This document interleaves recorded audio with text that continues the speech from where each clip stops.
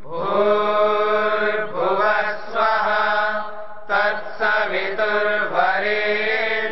भर्गो देवस्य धीमहि धियो यो नः प्रचोदयात्।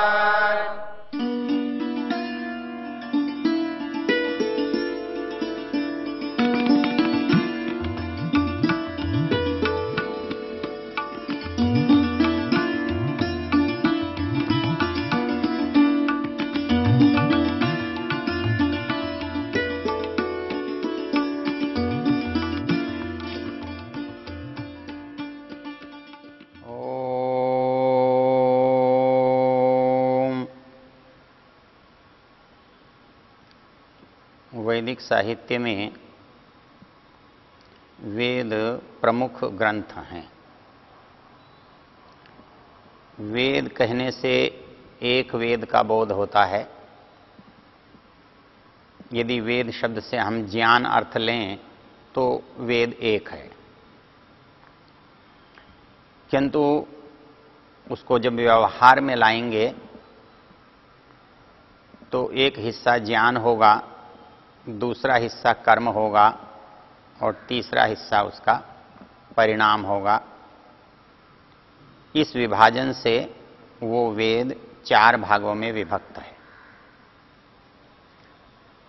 जिसको हम ज्ञान से जोड़ते हैं वो ऋग्वेद है, जिसे हम कर्म से जोड़ते हैं वो यजुर्वेद है, और जिसे उपासना से जोड़ते हैं वो सामवेद है, और अथर्ववेद को हम विज्ञान व्यवहार कहते हैं।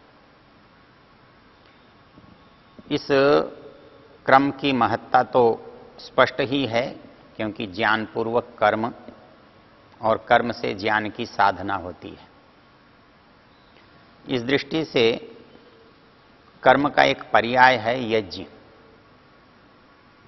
अर्थात यज्ञ बिना कर्म के संभव नहीं होता। और उस कर्म के साथ जब एक भावना रहती है, एक विचार रहता है, तो वही कर्म यज्ञ बन जाता है।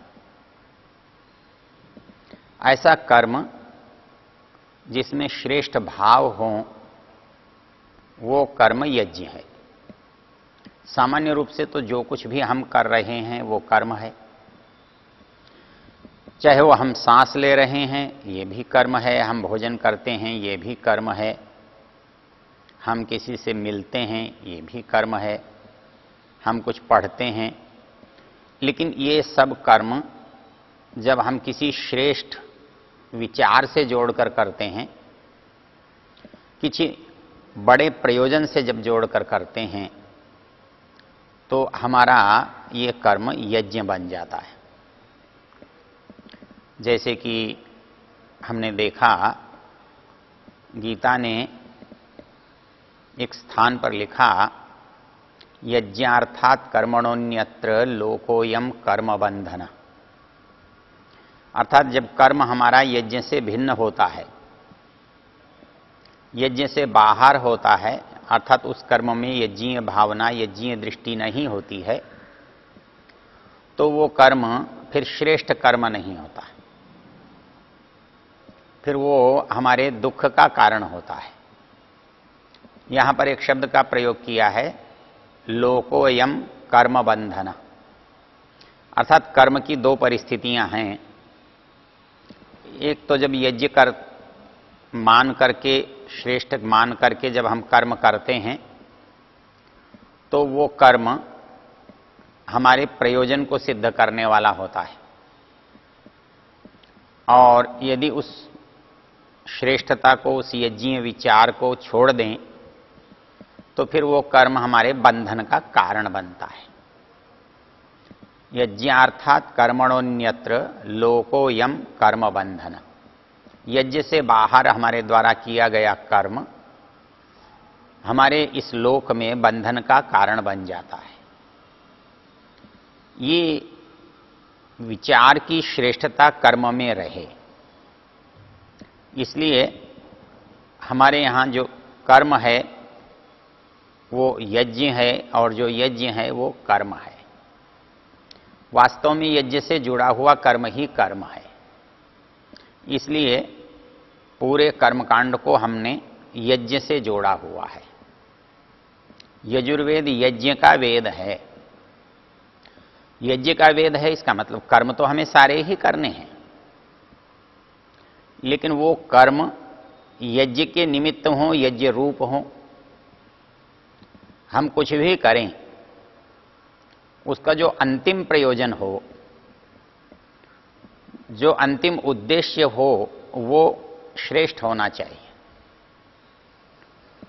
उसकी एक पहचान है, वो परोपकार परक होना चाहिए, वो सबके लिए होना चाहिए, वो देश काल परिस्थिति से बदला हुआ नहीं होता, सब समयों में सबके लिए हितकर होता है। इसलिए ऐसे विचार को, ऐसे कार्य को हम यज्ञ कहते हैं। इसीलिए यजुर्वेद को हम यज्ञ का वेद कहते हैं।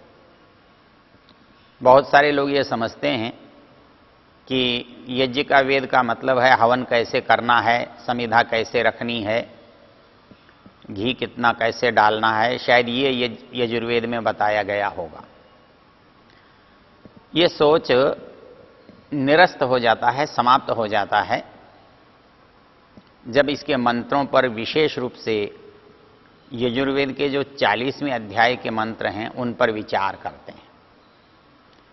उन पर विचार करने से इस मोटे यज्ञ की बात नहीं आती, वहां तो विचार की बात आती है, आंतरिक विचार की बात आती है, उस कर्तव्य से परिपूर्ण विचार की बात आती है, जिसके कारण से जब कोई कर्म यज्ञ का रूप लेता है। इसलिए यजुर्वेद जब हम कहते हैं तो समस्त जीवन के जो कर्म हैं वो कर्म कैसे श्रेष्ठ बनेंगे, या हमारा जो कर्म है हमारा किया हुआ वो श्रेष्ठ है, इसकी कसौटी कैसे बनेगी, ये इसमें बताया गया है। और उसका 40वां अध्याय उपसंहार है, क्योंकि 39वें अध्याय के जो मंत्र हैं वो अंत्येष्टि संस्कार में पढ़े जाते हैं, अर्थात जीवन के प्रारंभ से लेकर इस शरीर की जीवन की समाप्ति तक जो हमने किया वो यज्ञ था। इससे बड़ा और क्या विचार हो सकता है कि हम अपने मृत्यु को भी यज्ञ में बदल दें। सामान्य रूप से हमारा ये भौतिक शरीर जो है नष्ट होकर बुराई का ही कारण होता है, रोग का, दुर्गंध का, कीटाणुओं का कारण बनता है। लेकिन वेद का जब हम स्वाध्याय करते हैं, वेद के अनुसार जब जीवन को बिताते हैं, वेद के अनुसार जीवन के कार्य करते हैं, तो हमारा ये जो जीवन के बाद का जो कृत्य है ये भी यज्ञ बन जाता है। और इसीलिए हमारे ऋषियों ने अंतिम जो संस्कार है मनुष्य की मृत्यु के बाद किया जाने वाला, उसे अंत्येष्टि कहा है। जो अंत्य मतलब जो अंत में किया जाने वाला काम है, और इष्टि का अर्थ होता है यज्ञ, अर्थात अंतिम जो यज्ञ इस मनुष्य के देह के साथ हम कर रहे हैं वो अंत्येष्टि है। तो हमारे जीवन में कुछ भी हम बुरा न कर पाएं, हमसे कुछ भी बुरा न हो, ये चिंतन हमें वेद देता है। और वो चिंतन किस पर निर्भर करता है, इस पर जब हम विचार करेंगे तो बहुत ही सहज और सरल जो संभव है हर एक व्यक्ति के समझने के लिए, ऐसी भाषा में, ऐसे प्रकार में वो विचार कहे गए हैं। यजुर्वेद के 40वें अध्याय, जिसको लगभग हम सब लोग जानते हैं, सुनते हैं, बहुतों को स्मरण भी होता है, बहुत लोग उसका पाठ भी करते हैं। यदि उन मंत्रों पर थोड़ा सा भी चिंतन आप करें या आपका उस पर चिंतन हो, तब आप देखेंगे कि जीवन को श्रेष्ठ, उच्च या यज्ञमय बनाने के लिए जिन विचारों की आवश्यकता होती है, वो विचार इस अध्याय में हम देखते हैं। इसका जो पहला मंत्र है, ईशावास्यमिदं सर्वं यत्किंचित् जगत्याम जगत तेन त्यक्तेन भुंजीथा मागृधः कस्यचित् धनम्, बहुत प्रसिद्ध मंत्र है। और इसकी वैचारिक उच्चता और इसका धरातल, जिसने भी इसे पढ़ा है, सुना है, वो गदगद हो जाता है। इससे ऊंचा विचार हमें और कहीं दिखाई नहीं देता, कहीं पढ़ने में, सुनने में नहीं आता। इस मंत्र पर जब आप विचार करते हैं तो आप इसके शब्दों को देखें, क्योंकि ये अंतिम अध्याय है, तो अंतिम अध्याय में जो बात कही गई है वो पीछे से हटकर तो होती नहीं। पीछे से वो जुड़ी हुई न हो, पीछे के प्रसंग से उसका संबंध न हो, ऐसा तो नहीं हो सकता। तो जब पीछे के संदर्भ से आप इसको जोड़कर देखेंगे तो आपके कर्म और आपके विचारों में समन्वय हो सकेगा। यहां मंत्र कहता है ईशावास्यमिदं सर्वम। थोड़ी सी भी संस्कृत जानने वाला व्यक्ति जानता है, इदम का अर्थ होता है यह, और सर्वम का अर्थ होता है सब। तो इदम सर्वम, यह सब, ईशावास्यम, ईश्वर से आच्छादित है। मतलब वस जो क्रिया है, वस धातु है, वो आच्छादन, ढकने के अर्थ में आती है। इसी से एक शब्द बनता है वस्त्र, और ये वस्त्र जो है हमारे शरीर को ढकने का काम करता है, इसलिए हम इसे वस्त्र कहते हैं। तो यहां पर ये जो ईश्वर को एक विशेषण दिया गया है कि आप ये संसार को यदि देखें, आपकी बुद्धि इसमें गहराई से उतरे, आप अनुभव करें, तो आप ये देखेंगे कि ये किसी से ढका हुआ है, किसी से आच्छादित है। अब प्रश्न ये है कि किससे आच्छादित हो सकता है, क्योंकि जो चीज ढकने या आच्छादन करने के काम आती है, वो वस्तु जिसको हम ढकते हैं उससे बड़ी होती है, तभी हम उससे उसको ढक पाते हैं। यदि वो वस्तु छोटी हो तो ढका पूरा जाएगा ही नहीं। इसलिए हम जिस चीज को ओढ़ते हैं वो हमको पूरी तरह ढक लेती है। तो संसार भी ढका हुआ है। जब इस बात को हम, इन शब्दों को हम गहराई से देखते हैं तो सामान्य रूप से तो दिखाई नहीं देता कि ये कुछ ढका हुआ है। इसमें एक वस्तु से भिन्न कोई वस्तु दिखाई नहीं देती। हमें दो वस्तु ऐसी नहीं लग रही कि एक को किसी ने ढका हुआ है। लेकिन यदि आप अनुभव करेंगे और थोड़ा सा गहराई से विचार करेंगे तो हर वस्तु में कुछ और वस्तु दिखाई देगी। क्योंकि यदि वस्तु केवल वस्तु होती तो वो आदि से अंत तक वस्तु ही बनी रहती। हम जिस रूप में जिस वस्तु को देख रहे हैं वह वस्तु वैसी ही बनती, वैसी ही दिखती, वैसी ही रहती। लेकिन ऐसा है नहीं। जो वस्तु आज हमें जैसी दिखाई दे रही है, वो वस्तु थोड़े दिन बाद वैसी नहीं होती। वो वस्तु हमें या तो नष्ट होती हुई दिखाई देती है या बदलती हुई दिखाई देती है।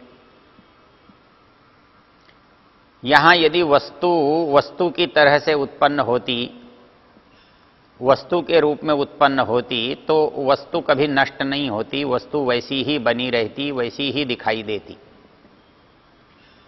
लेकिन वस्तु का बनना, वस्तु का बदलना, वस्तु का नष्ट होना, ये क्रिया ये बता रही है कि इसमें वस्तु से भिन्न भी कोई बात है,